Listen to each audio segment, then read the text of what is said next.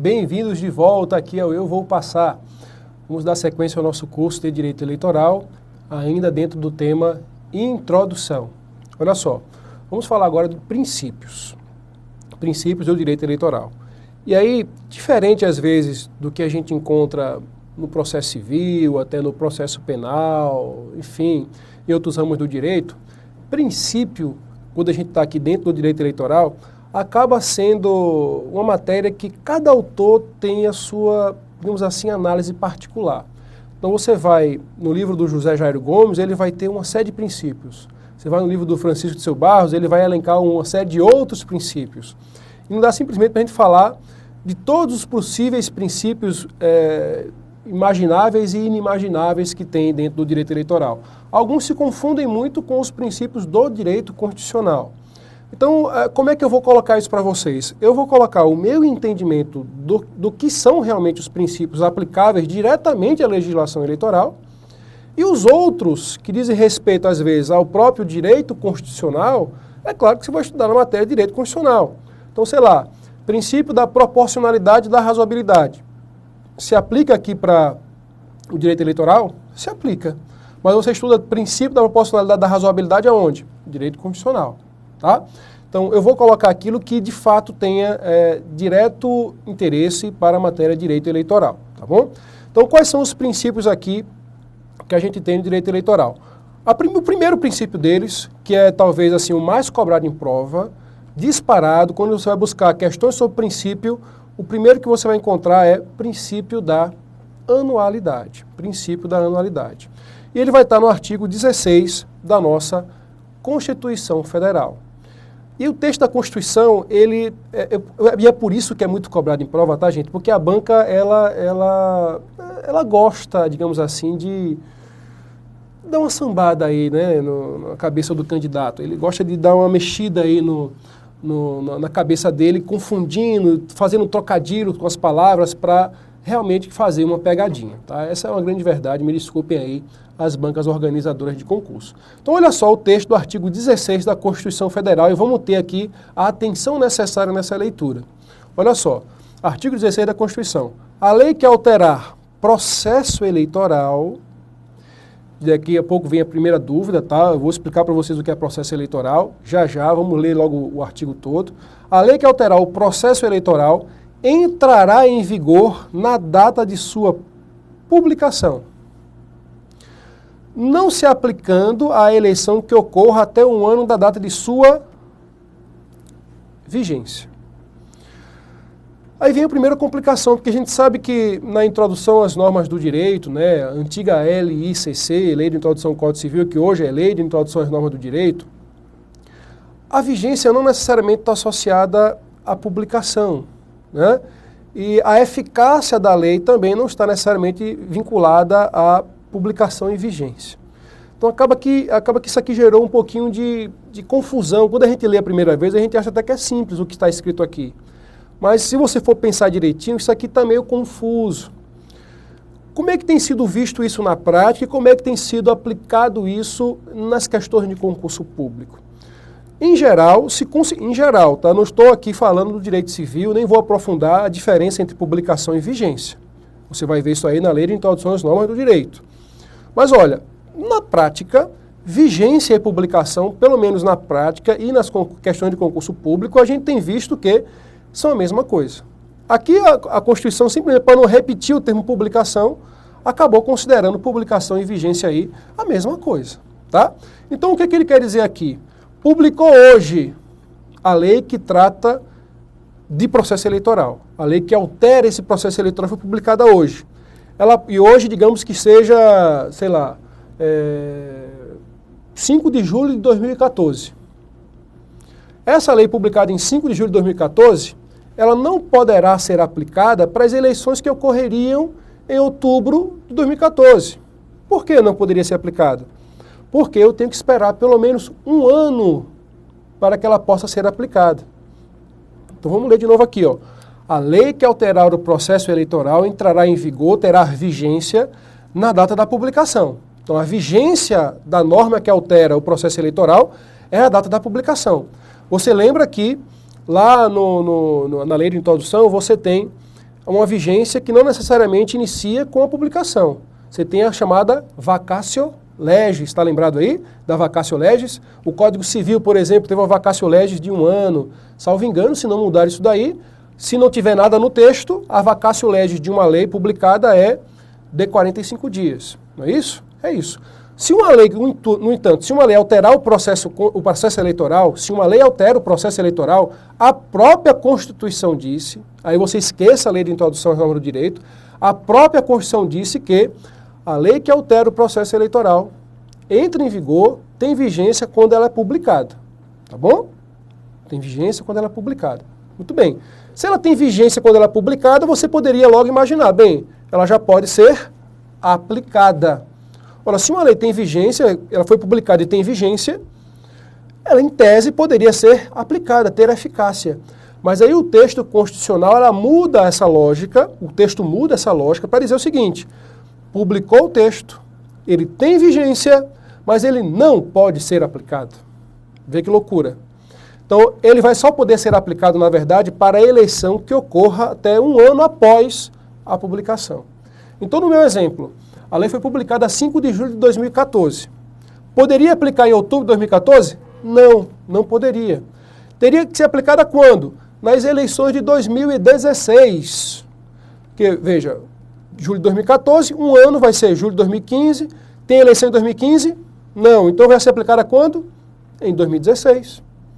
E assim aconteceu, por exemplo, com a lei 12.891 de 2013. Essa lei foi publicada, salvo engano, em 11 de dezembro de 2013.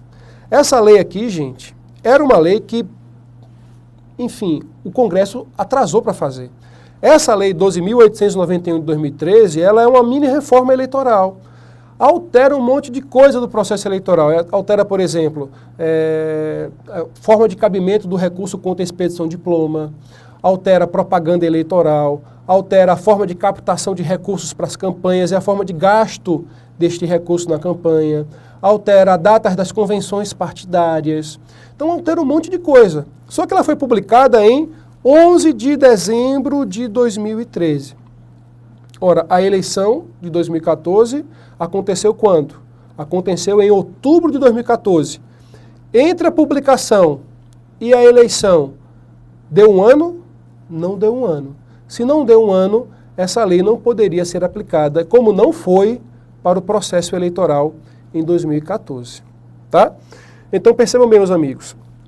O que ele quer dizer com o artigo 16 é basicamente isso. A lei publica hoje, ela tem vigência, tá? Ela tem vigência, mas ela só pode ser aplicada, ter eficácia prática, 1 ano após essa sua publicação.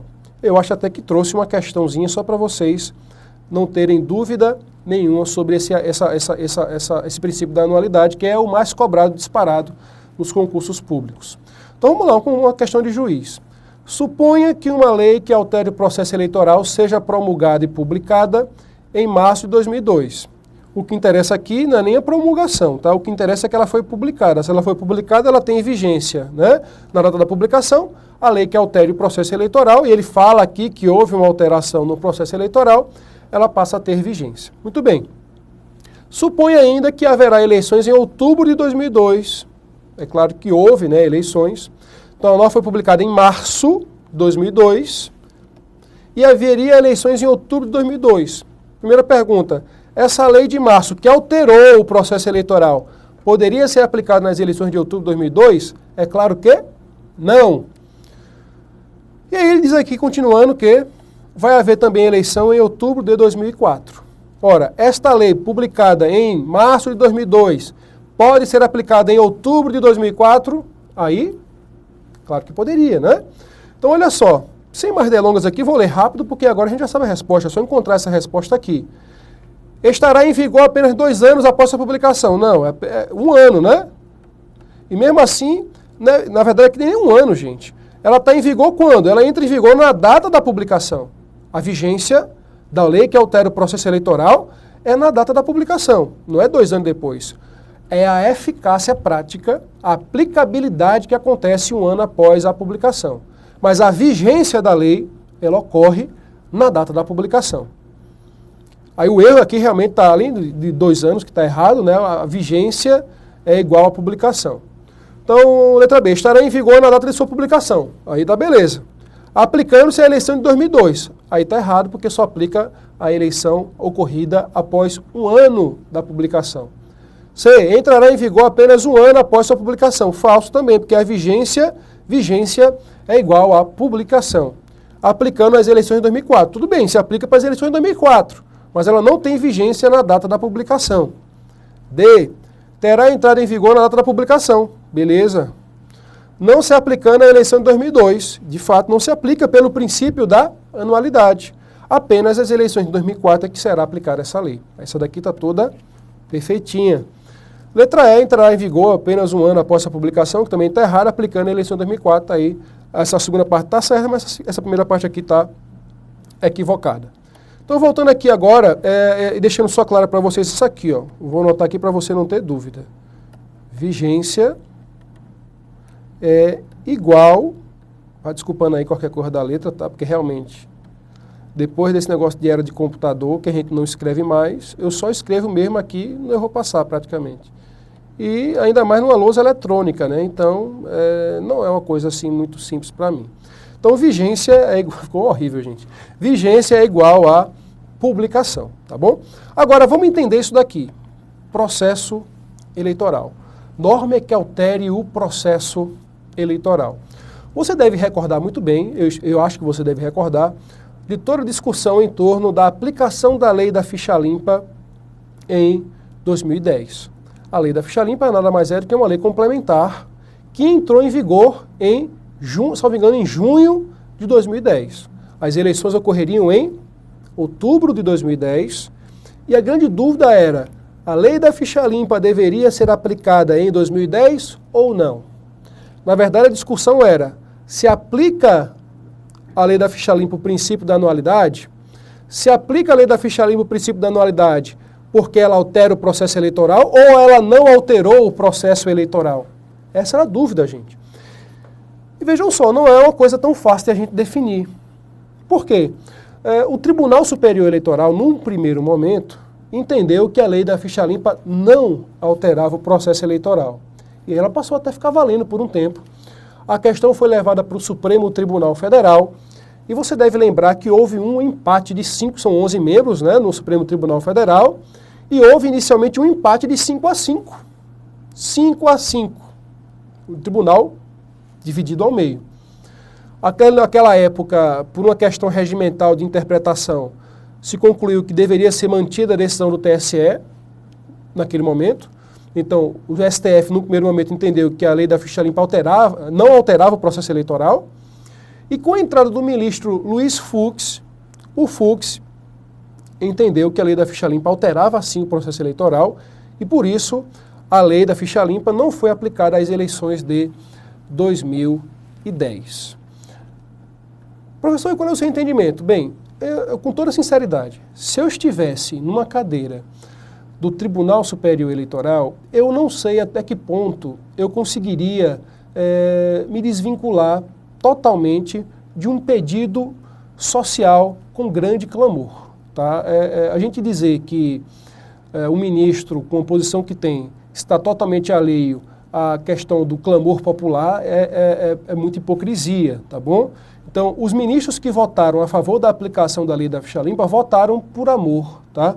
Votaram por uma necessidade de tentar fazer justiça mesmo, tá? De encontrar aí algumas respostas que encontraram para justificar os seus votos, mas respostas mais, digamos assim, ideológicas, porque se você for observar do ponto de vista técnico, tá? Eu estou dizendo a vocês que se eu fosse ministro do Supremo, se eu fosse ministro do Tribunal Superior Eleitoral, eu provavelmente votaria pela aplicação da lei em 2010.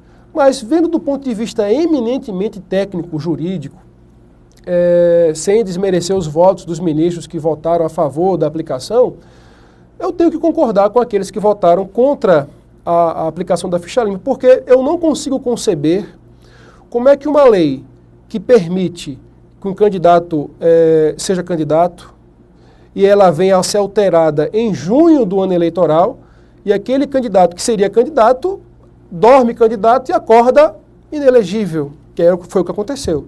Eu era candidato até junho de 2010, veio a lei da ficha limpa e eu fui considerado inelegível.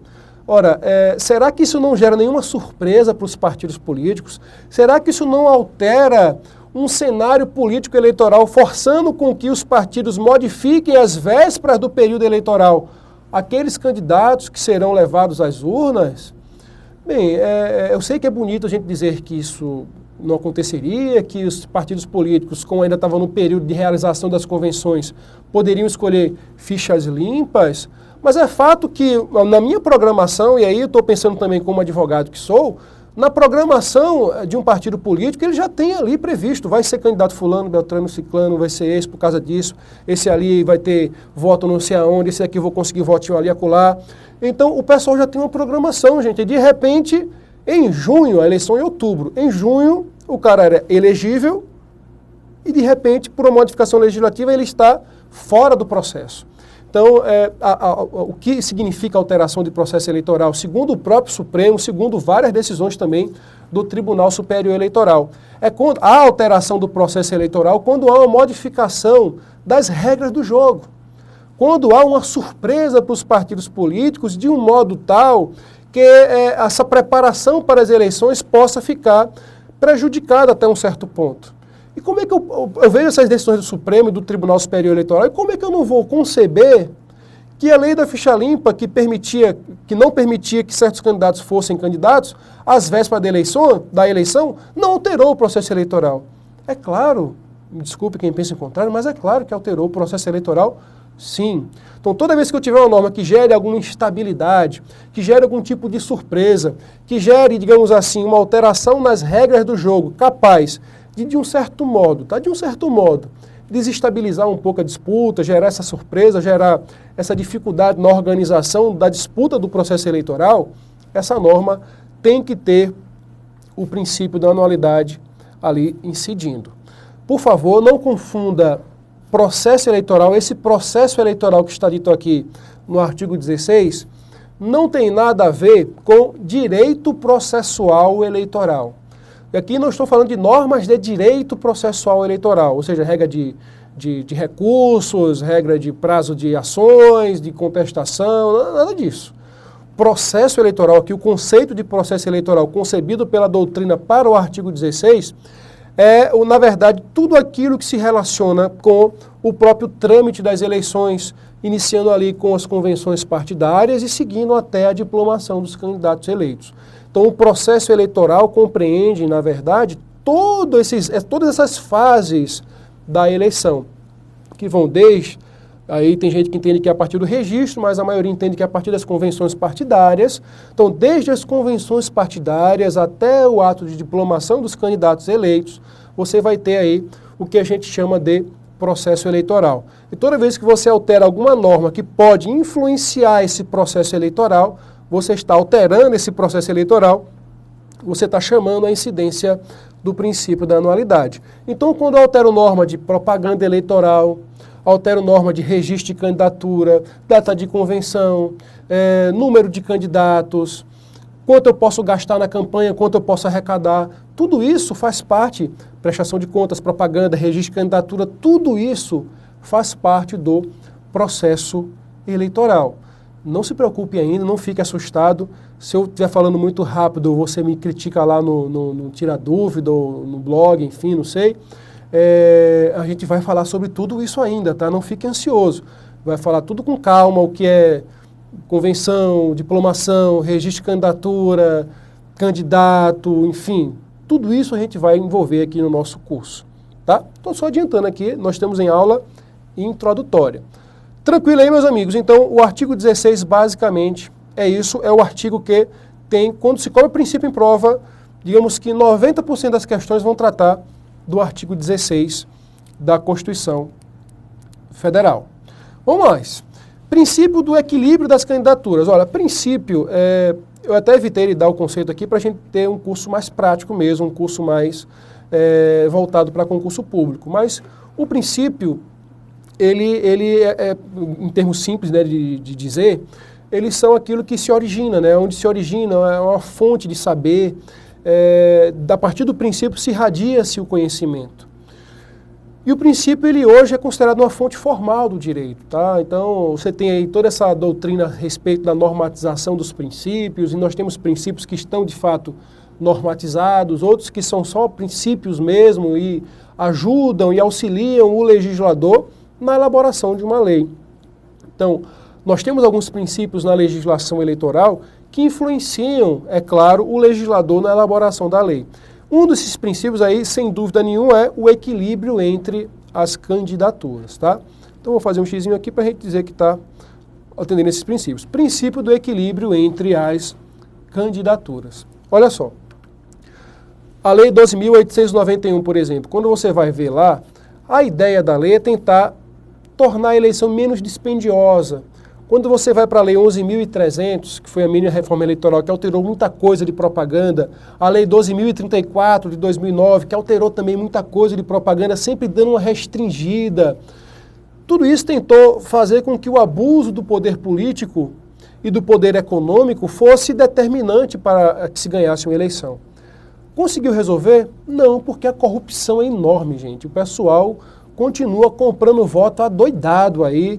E você vê aí que quem teve, quando você vai fazer uma análise de quem ganhou a eleição, a maioria dos candidatos que ganharam a eleição tiveram uma estrondosa quantidade de dinheiro injetado na sua campanha. Quando você vai ver os doadores de campanha lá que estão eleitos no Congresso Nacional, sei lá, tem mais de 50% dos candidatos eleitos deputados federais, por exemplo, tiveram um doador que é comum a todos eles. Mais de 50% da bancada dos câmaras de deputados tiveram um doador que é comum a todos eles. Então imagina, um doador, e aí já fazendo uma crítica ao financiamento empresarial de campanha, um doador, tem vários doadores, né? Mas um doador, não vou dizer o nome, você pode pesquisar, mas um doador foi responsável pela doação de muito dinheiro, milhões e milhões de reais, para mais da metade dos candidatos a deputados federais eleitos, fora os que não foram eleitos, né? Então, mais da metade da bancada da Câmara dos Deputados Federais tiveram a doação de uma empresa aqui do Brasil bastante conhecida. Então, assim, as normas do direito eleitoral, elas tentam minimizar esse impacto, por exemplo, daquele candidato que possui muito recurso financeiro do que não tem. Porque se eu diminuo, por exemplo, propaganda eleitoral, eu diminuo o gasto na campanha. E aí é claro que diminui essa influência econômica na campanha. A ideia é tentar, digamos assim, colocar um pouco mais de igualdade naquelas candidaturas. Quando você vai ter, provavelmente vai ser aprovado, com certeza vai ser aprovado, uma reforma eleitoral que tire o financiamento, pelo menos o financiamento empresarial das campanhas políticas, porque afinal a empresa não vota, não é mesmo? E, na verdade, o Supremo Tribunal Federal já declarou praticamente a inconstitucionalidade do financiamento empresarial de campanha. Aguarda-se aí o voto de alguns ministros, mas a maioria do Supremo Tribunal Federal já julgou inconstitucional o financiamento empresarial de campanhas. E isso, é claro, atende ao princípio do equilíbrio entre as candidaturas, porque na hora que eu tenho uma enorme empresa injetando dinheiro na minha campanha, é claro, gente, que eu vou ter vantagem em um candidato que tem pouco dinheiro. É óbvio isso. Então, quando o legislador vai fazer a legislação, ele tem que observar no direito eleitoral o princípio do equilíbrio entre as candidaturas. Nós temos também aí o princípio da imediaticidade do sufrágio. No Brasil, nós não temos intermediários na escolha de nossos candidatos. Então, a gente já vota diretamente no candidato ou no partido político. Então você vota no partido ou no candidato, tá? Mas o voto é sempre direto. E você vai sempre ter a opção de votar no candidato. Se eu tiver a opção de votar apenas no partido político, eu tenho receio de que isso tenha uma conotação de inconstitucionalidade. Na hora que o legislador me tirar, por exemplo, a possibilidade de eu votar diretamente no candidato que eu quero que seja eleito, para mim, uma norma como essa seria considerada inconstitucional. Tá bom? Porque nós temos aí uma proposta, né, de reforma política que é a proposta da própria OAB e da CNBB, é uma proposta que está ganhando coro, que já tem um projeto de iniciativa popular, é uma eleição proporcional em 2 turnos, onde no primeiro turno eu voto no partido e no segundo turno eu voto em alguns candidatos daquele partido. Eu não vou explicar ainda porque para não não tirar o tema da aula própria, tá? Mas eu tenho pelo menos a possibilidade de votar no partido e depois votar no candidato. Se for só votar no partido e o partido dissesse quem seriam os candidatos eleitos, que era uma das propostas, que é o sistema proporcional de lista fechada, eu voto numa lista fechada pelo partido político. Na verdade, eu voto no partido, não estou votando em candidato nenhum, eu voto no partido. Se eu estou votando só no partido, para mim, aqui para Rodrigo Martiniano, isso fere o princípio da imediaticidade do sufrágio. E, na verdade, como a nossa Constituição Federal diz que o voto tem que ser direto, quando ela fala voto direto, eu, Rodrigo, não interpreto o voto direto no partido. Para mim, quando eu falo voto direto, é voto direto naquele candidato que eu quero escolher. Tá bom? Isso para mim. Vamos mais. Pluralismo político.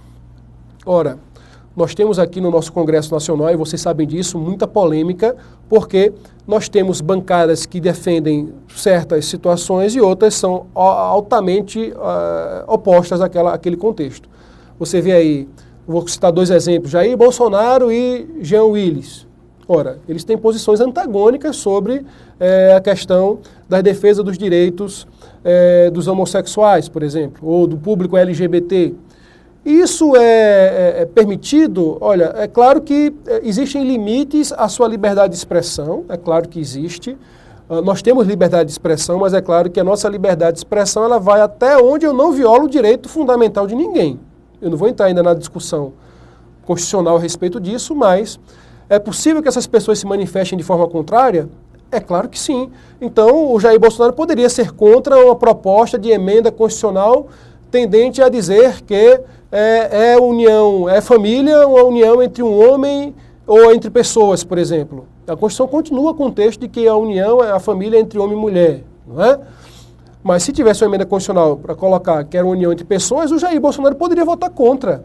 Não tem problema nenhum, tá? O Marco Feliciano também poderia votar contra. Ele está no uso de sua prerrogativa como deputado, tem o uso da sua opinião, ele pode achar correto ou incorreto, desde que não desrespeite, evidentemente, ninguém, tá bom?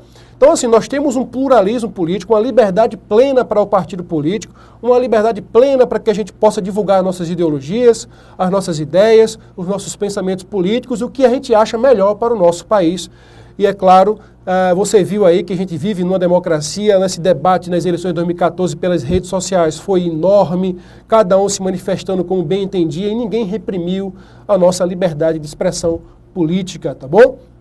O mais, aí descamba também nessa própria liberdade partidária, os partidos políticos também têm a plena liberdade de escolher a sua ideologia, de se posicionar sobre os temas políticos de interesse das comunidades. É claro que quando a gente for falar de partido político, existem algumas limitações óbvias ao partido político. Ele não pode, por exemplo, ir de encontro aos direitos fundamentais. Ele não pode ter uma doutrina de caráter militarizado, por exemplo, apoiar a formação de militarizada de um partido político, isso não é possível. E por aí vai, tá? A gente vai falar sobre isso com mais detalhes lá na aula de partido político. Vamos falar de pluripartidarismo e dessa liberdade partidária, mas é um princípio, eu não posso chegar no Brasil e restringir a existência de partidos políticos. É livre no Brasil, está na Constituição Federal, salvo engano no artigo 17, é livre no Brasil a criação, a extinção e a fusão de partidos políticos, tá? Então, na hora que eu estou limitando demais, é claro que existem alguns requisitos, mas na hora quando eu limito demais a criação de partido político, isso aí pode ter alguma inconstitucionalidade, tá bom? No Brasil, a gente sabe que para criar um partido político não é tão simples, existe uma série de requisitos, todos eles a gente vai estudar aqui, não vou passar, mas não é porque existem requisitos que eu não posso criar. Eu posso criar, mas também não é bodega, tá bom? Não é bodega. Então não vou chegar lá, agora eu sou partido político. Partido político dos EVPianos, sei lá, enfim. Não é assim que funciona a coisa, tá bom? É claro que eu vou passar a ter um público seletíssimo e a gente poderia colher as assinaturas talvez necessárias para a criação de um partido. Mas há uma série de necessidades que precisam ser atendidas, tá bom? Mas há liberdade para criação, extinção, fusão e, é claro, para cancelar um partido político. Elegibilidade, olha só, em tese eu sou elegível para os cargos públicos eletivos, a gente vai voltar a falar sobre isso com muita tranquilidade na aula sobre condições de elegibilidade e inelegibilidade. O princípio é que eu posso ser candidato, mas é claro que eu só posso ser candidato se eu preencher certas condições e não estar inserido nas condições de inelegibilidade, todas elas que vamos estudar aqui. E a gente tem uma vida pregressa compatível com o exercício de um mandato eletivo. Isso aqui está no artigo 14, parágrafo 9º da nossa Constituição Federal, tá bom? 14, parágrafo 9º. Isso aqui fundamenta, por exemplo, será que você está aí percebendo essa situação? Fundamenta o que é isso aqui? Lei da ficha limpa. Na verdade, se você for pegar lá a Lei Complementar 64 de 90, que é a nossa lei das inelegibilidades, ela já veio para regulamentar esse dispositivo constitucional que exigia, tá, uma vida pregressa compatível com o decoro, com a ordem pública, com a moral, tá, de uma pessoa realmente capacitada para o exercício de um cargo público. Eu não posso ter um cara que foi condenado por pedofilia exercitando um cargo público, um cara que foi condenado por por improbidade administrativa, o cara não geriu bem o dinheiro público e o cara é candidato, pô. Isso não pode. Claro que isso não pode, tá? Então a Lei Complementar 6490 já veio regulamentar isso e a Lei da Ficha Limpa que alterou, né? Deu nova redação e acrescentou muita coisa na Lei Complementar 6490, ela vem exatamente dar privilégio, atender a esse princípio que está normatizado na nossa Constituição Federal. É isso, meus amigos. Um grande abraço, até a próxima.